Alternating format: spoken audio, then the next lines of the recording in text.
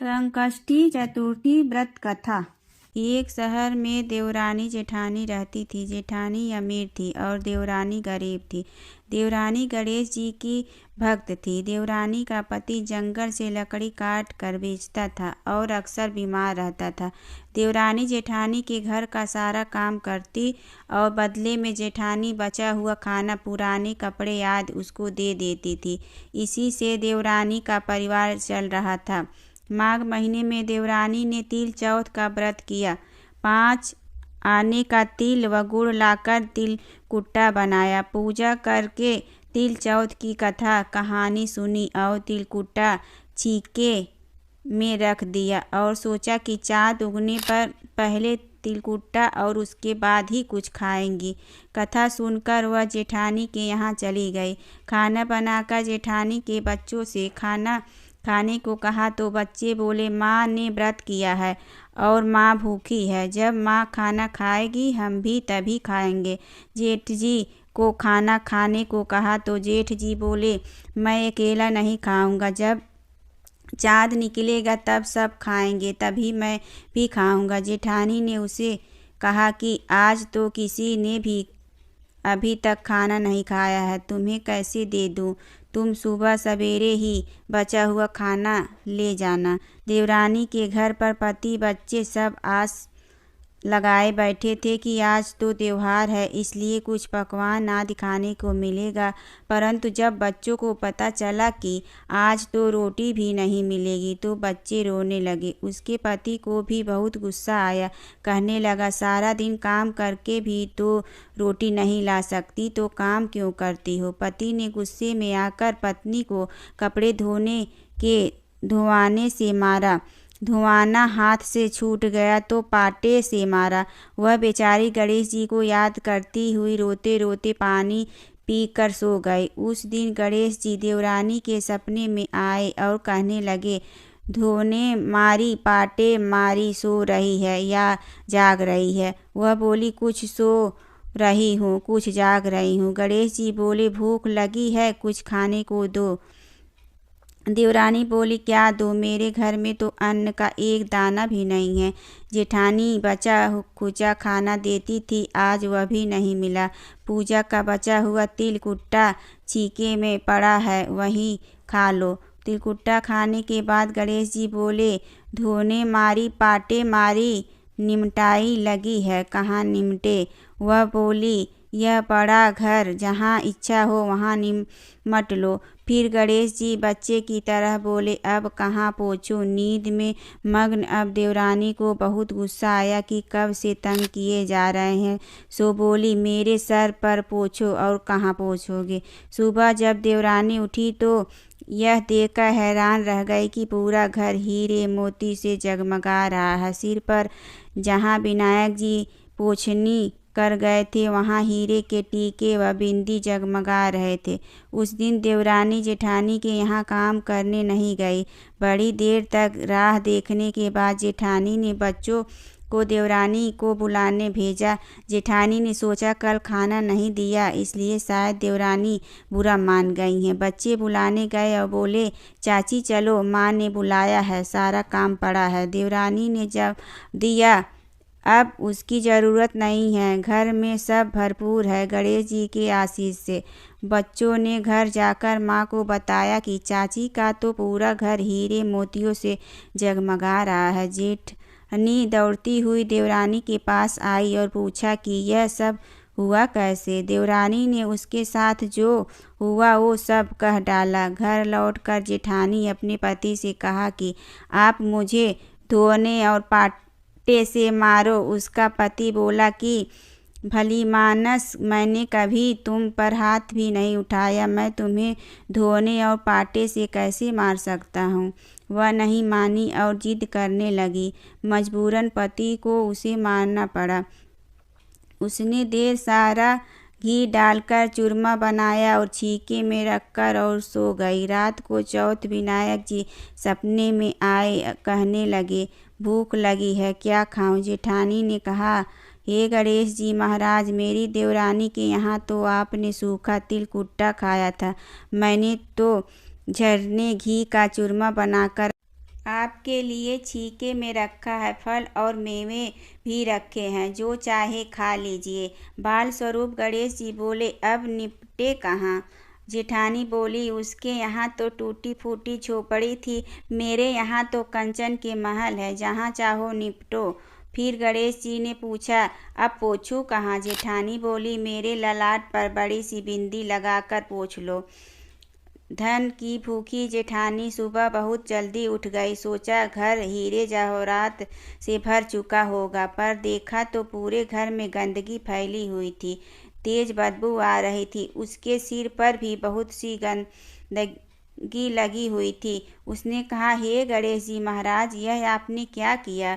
मुझसे रूठे और देवरानी पर टूटे। जेठानी ने घर की सफाई करने की बहुत ही कोशिश की, परंतु गंदगी और ज़्यादा फैलती गई। जेठानी के पति को मालूम चला तो वह भी बहुत गुस्सा हुआ और बोला, तेरे पास इतना सब कुछ था, फिर भी तेरा मन नहीं भरा। परेशान होकर चौथ के गणेश जी से मदद की विनती करने लगी। गणेश जी ने कहा, देवरानी से जलन के कारण तूने जो किया था वह उसी का फल है। अब तू अपने धन में से आधा उसे दे देगी, तभी यह सब साफ होगा।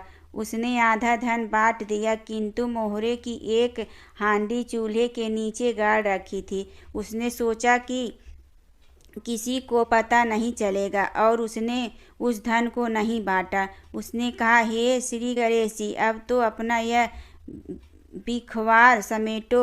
वे बोले, पहले चूल्हे के नीचे गाड़ी हुई मोहरों की हांडी सहित ताक में रखी 2 सुई के भी 2 हिस्से कर इस प्रकार श्री गणेश ने बाल स्वरूप में आकर सुई जैसी छोटी चीज का भी बंटवारा किया और अपनी माया समेटी। हे गणेश जी महाराज, जैसे आपने देवरानी पर कृपा की, वैसे सब पर करना। कहानी कहने वाले, सुनने वाले व हुंकारा भरने वाले सब पर कृपा करना, किंतु जेठानी को जैसी सजा दी वैसी किसी को मत देना। बोलो गणेश जी महाराज की जय। चौथ माता की जय।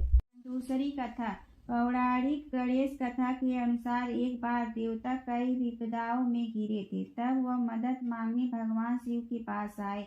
उस समय शिव के साथ कार्तिकेय तथा गणेश जी भी बैठे थे। देवताओं की बात सुनकर शिव जी ने कार्तिकेय व गणेश जी से पूछा कि तुम में से कौन देवताओं के कष्टों का निवारण कर सकता है। तब कार्तिकेय व गणेश जी दोनों ने ही स्वयं को इस कार्य के लिए सक्षम बताया। इस पर भगवान शिव ने दोनों की परीक्षा लेते हुए कहा कि तुम दोनों में से जो सबसे पहले पृथ्वी की परिक्रमा करके आएगा, वही देवताओं की मदद करने जाएगा।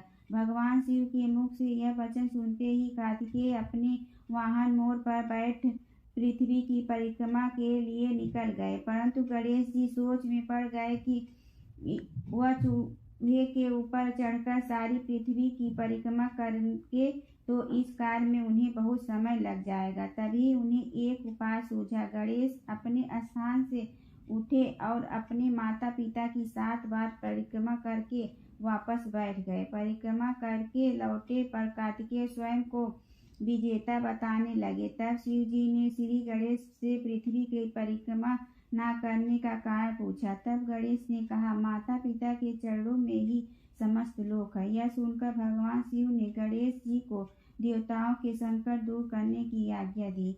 इस प्रकार भगवान शिव ने गणेश जी को आशीर्वाद दिया कि चतुर्थी के दिन जो तुम्हारा पूजन करेगा और रात में चंद्रमा को अर्घ्य देगा, उसके तीनों ताप यानी दैविक ताप तथा भौतिक ताप दूर होंगे। इस व्रत को करने से व्रतधारी के सभी तरह के दुख दूर होंगे और उसे जीवन के भौतिक सुखों की प्राप्ति होगी। चारों तरफ से मनुष्य की सुख समृद्धि बढ़ेगी, पुत्र पौत्रादि धन ऐश्वर्य की कमी नहीं रहेगी।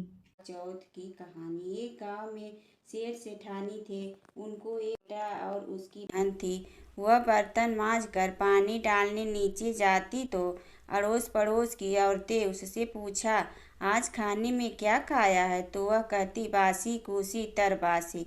एक दिन जब वह बर्तन मांज कर पानी फेंकने गई तो रोजाना की तरह औरतें ने पूछा कि आज क्या खाया है? तो फिर उसने यही जवाब दिया, बासी कुसी तरबासी।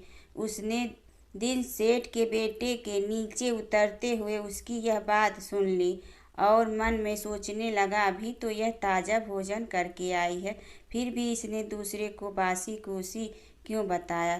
दूसरे दिन उसने माँ से कहकर खीर खांड का भोजन बनवाया। माँ, बेटा और बहू तीनों ने बड़ी प्रसन्नता से भोजन किया। बहू बर्तन मांज कर पानी को नीचे डालने गई तो पीछे पीछे उसका आदमी भी गया। आज भी हमेशा की तरह औरतें ने पूछा, आज क्या खाया, तो उसने वही जवाब दिया, बासी कूसी तरबासी। उसके आदमी को बहुत गुस्सा आया, आज तो मेरे सामने खीर खांड का भोजन किया, फिर भी यह बासी कूसी बता रही है, इसमें क्या रहस्य है। इस बात को समझने के लिए वह रात का इंतजार करने लगा। जब रात हुई और वह कमरे में आई तो उसके आदमी ने पूछा कि आज तूने खीर का भोजन किया, फिर भी पड़ोसी औरतों को बासी कूसी क्यों बताया। तब बहू मुस्कुरा कर बोली कि आपके दादा परदादाओं की कमाई है, तो वह बासी कूसी हुई या नहीं। यह सुनकर उसने परदेश जाने की सोच ली तथा सुबह उठकर माँ से बोला, माँ, मैं कमाने के लिए परदेश जाऊंगा। माँ ने कहा, अपने पास बहुत धन है, तुझे परदेश जाने की क्या आवश्यकता है। लेकिन बेटे के जिद करने पर माँ ने परदेश जाने की स्वीकृति दे दी। वह कमाने के लिए परदेश चला गया। वहाँ उसे एक सेठ के यहाँ नौकरी मिल गई। कुछ ही समय में वह सारा काम काज करने लगा। सेठ अपना सारा कारोबार उसे सौंप कर स्वयं तीर्थ यात्रा करने चला गया। इधर सास ने यह से कह रखा था कि दिए को बुझाया तो चूल्हे को मत बुझाना, और चूल्हे को यूज जावे तो दिए की मत बुझाना। लेकिन एक दिन दोनों अग्नि बुझ गई तो बहू पड़ोसन में अग्नि लेने गई। उसने देखा कि वहाँ पड़ोसन की औरतें किसी माता का पूजन कर रही है। देखकर उसने पूछा, आप किस माता का पूजन कर रही हैं, मुझे भी बताओ कि यह किसका व्रत है तथा इसके करने से क्या फल मिलता है। तो उनमें से एक बोली, हम चौथ माता का व्रत व पूजन कर रही हूँ। बिछुड़े का मिलन होता है, पुत्री को पुत्र प्राप्त होता है। इस पर बहू ने कहा कि मेरे भी पति को परदेश गए काफी समय हो गया, मैं भी चौथ माता का व्रत करना चाहती हूँ, लेकिन मेरी सास मुझे बाहर आने ही नहीं देती, तब मुझे कैसे पता लगेगा कि चौथ कब है।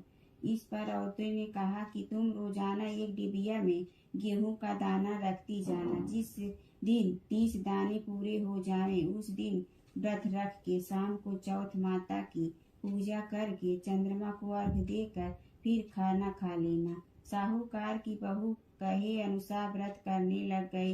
व्रत करते करते काफी समय बीत गया तो चौथ माता ने सोचा कि यदि इसकी नहीं सुनी, अपने को कोई पूजा नहीं। तब चौथ माता ने साहूकार के बेटे को सपने में जाकर कहा कि सरकार का बेटा सो रहा है या जाग रहा है। उसने कहा, न सो रहा है न जाग रहा है, चिंता में पड़ा है। इस पर चौथ माता ने कहा कि अब चिंता छोड़ और तेरे पर जा कर सब की सुध ले। उसने कहा कि मैं कैसे जाऊं, मेरा कारोबार बहुत फैला हुआ है। तब चौथ माता बोली, सुबह उठकर नहा धोकर दुकान जाकर चौथ विनायक जी का नाम लेकर घी का दीपक जलाना, तेरा सारा काम सुलझ जाएगा। सुबह उसने वैसा ही किया। देखते देखते ही सारा हिसाब किताब हो गया और मैं उसने घर जाने की तैयारी कर ली। घर को रवाना हुआ तो रास्ते में एक सांप जा रहा था तो उसने सांप को शिकार दिया। सांप ने गुस्से में आकर कहा कि मैं तो अपनी 100 साल की उस पूरी करके मुक्ति पाने जा रहा, तूने बाधा डाल दिया, अब मैं तुझे डसूंगा। इस पर साहूकार के बेटे ने कहा कि मैं 12 साल से मेरी माँ व पत्नी से मिलने जा रहा हूँ, उनसे मिलने के बाद डस लेना। तब सांप बोला कि तू घर जाकर पलंग पर सो जाएगा। तब उसने कहा कि मैं अपनी औरत की चोटी नीचे लटका दूंगा, उस पर चढ़कर आ जाना। घर पहुंचा तो वह उदास था। बेटा कुछ बोला नहीं, लेकिन उसकी औरत होशियार थी। सब बात पता करके उसने कमरे की एक सीढ़ी पर दूध, दूसरी पर चूरमा, बालू, रेत, इत्र, फूल आदि 7 सीढ़ियों वे साथ बस रख दी। आधी रात को फुफकारता हुआ सांप आया और सभी वस्तुओं का आनंद लेकर खुश हुआ, लेकिन वचनों से बंधा हुआ था, सो डसना तो था। चौथ विनायक जी ने सोचा कि इसकी रक्षा नहीं की तो कलयुग में अपने को कौन पूजेगा। चौथ माता तलवार बनी, विनायक जी ढाल बने और जैसे ही सांप डसने लगा तो उसे मार दिया। साहूकार के बेटे को नींद नहीं आ रही थी। सांप के मरते ही उसने अपनी पत्नी को उठाया और चौपड़ पासे खेलने लगा। सुबह देर तक बेटा बहू उठे नहीं तो माँ ने कहा, बेटा तो थका आधा वह क्यों नहीं उठा। जाकर देखा तो खून ही खून हो रहा था। उसने कहा, मेरे बेटे बहू को किसी ने मार दिया। दब से बैठ बोला, माँ हमारी वही दुश्मन सर है, यहाँ सफाई करवाओ तब हम आएंगे। माँ ने वहाँ सफाई करवाई। वे बाहर आए तो आकर माँ से पूछा, माँ मेरे पीछे किसी ने कोई वार किया। इस पर सास ने कहा कि तूने क्या किया।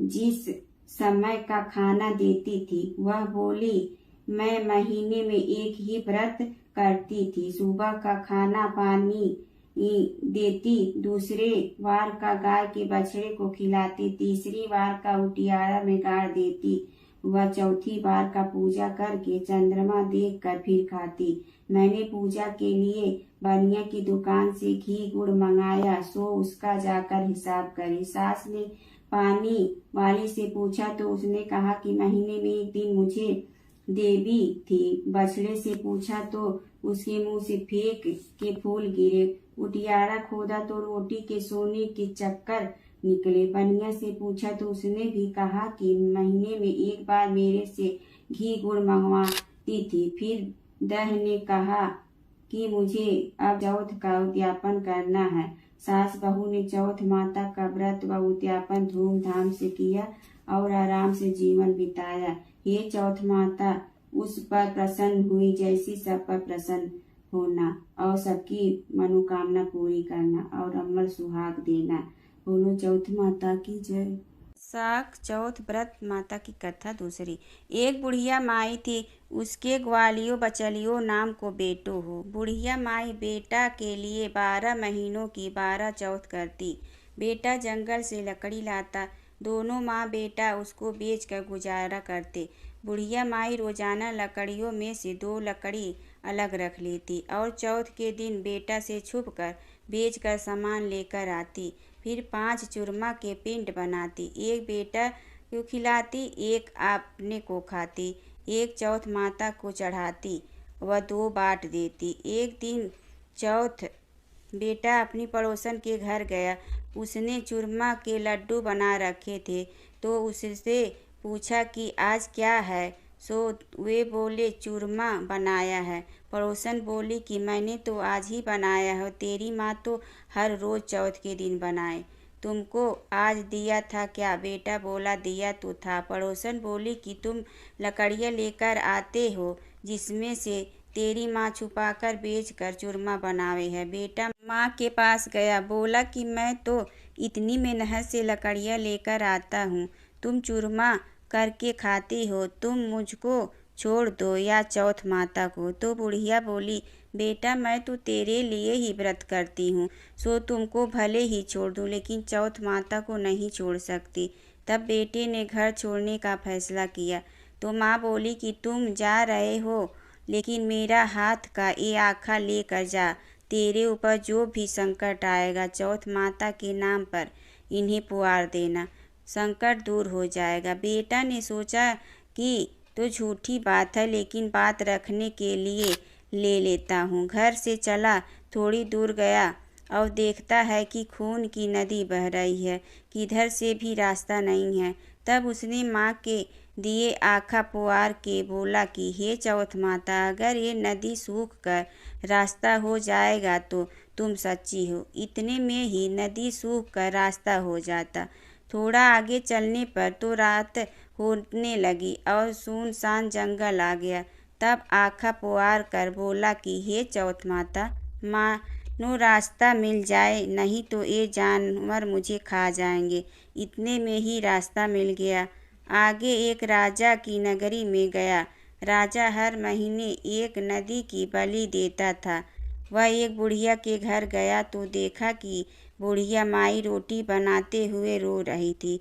तब उसने पूछा कि माई, तुम रो क्यों रही हो?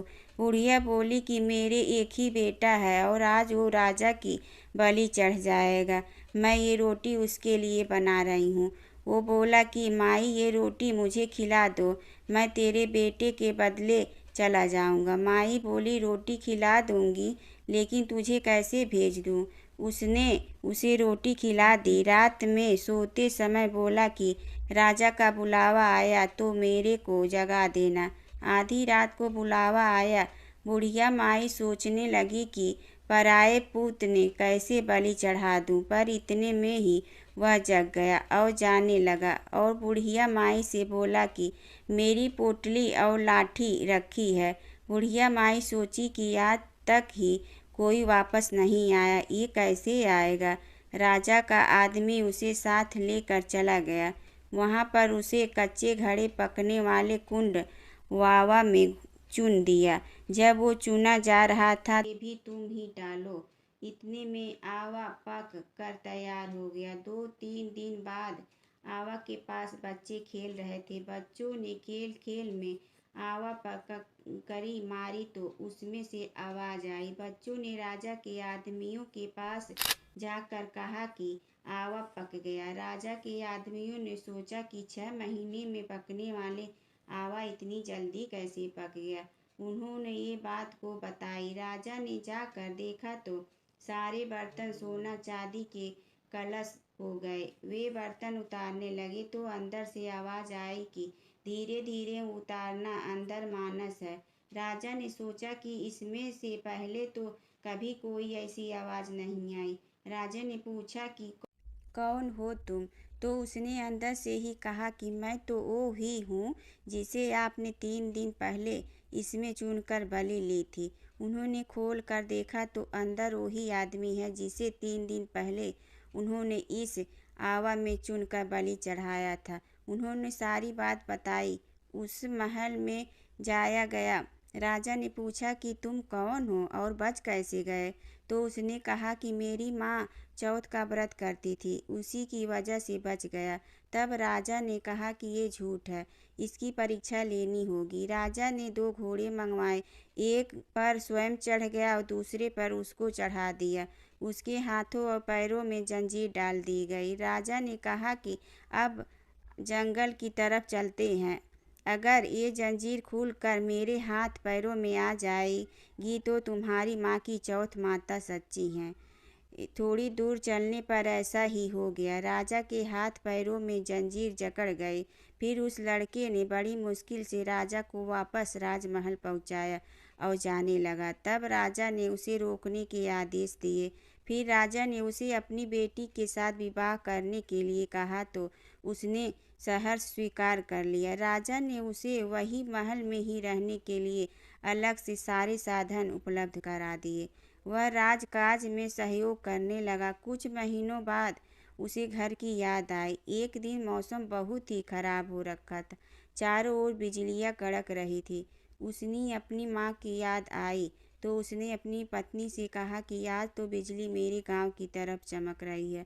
तो उसकी पत्नी यानी राजा की बेटी ने कहा कि आपके गांव भी क्या है? तो उसने बताया कि उसे अपनी माँ के बारे में। फिर कहा कि गांव चलेंगे। दूसरे दिन सुबह वे गांव के लिए रवाना हो गए। जय गणेश जय गणेश जय गणेश देवा। जय गणेश जय गणेश जय गणेश देवा। माता जकी पार्वती पिता महादेवा। माता जकी पार्वती पिता महादेवा। एक दंत दयावंत चार भुजाधारी। एक दंत दयावंत चार भुजाधारी। मस्तक सिंदूर सोहे मूस की सवारी। मस्तक सिंदूर सोहे मूस की सवारी। जय गणेश जय गणेश जय गणेश देवा। जय गणेश जय गणेश जय गणेश देवा। माता जकी पार्वती पिता महादेवा। माता जकी पार्वती पिता महादेवा। अंधन को आँख देत कोढ़िन को काया। अंधन को आँख देत कोढ़िन को काया। बाझन को पुत्र देत निर्धन को माया। बाझन को पुत्र देत निर्धन को माया। जय गणेश जय गणेश जय गणेश देवा। जय गणेश जय गणेश जय गणेश देवा। माता जकी पार्वती पिता महादेवा। माता जकी पार्वती पिता महादेवा। हार चढ़े फूल चढ़े और चढ़े मेवा। हार चढ़े फूल चढ़े और चढ़े मेवा। लड्डुअन का भोग लगे संत करे सेवा। लड्डुअन का भोग लगे संत करे सेवा। जय गणेश जय गणेश जय गणेश देवा। जय गणेश जय गणेश जय गणेश देवा। माता जकी पार्वती पिता महादेवा। माता जकी पार्वती पिता महादेवा। दीनन की लाज रखो शंभु सुतवारी। दीनन की लाज रखो शंभु सुतवारी। कामना को पूरा करो जग बलिहारी। कामना को पूरा करो जग बलिहारी। जय गणेश जय गणेश जय गणेश देवा। जय गणेश जय गणेश जय गणेश देवा। माता जकी पार्वती पिता महादेवा। माता जकी पार्वती पिता महादेवा।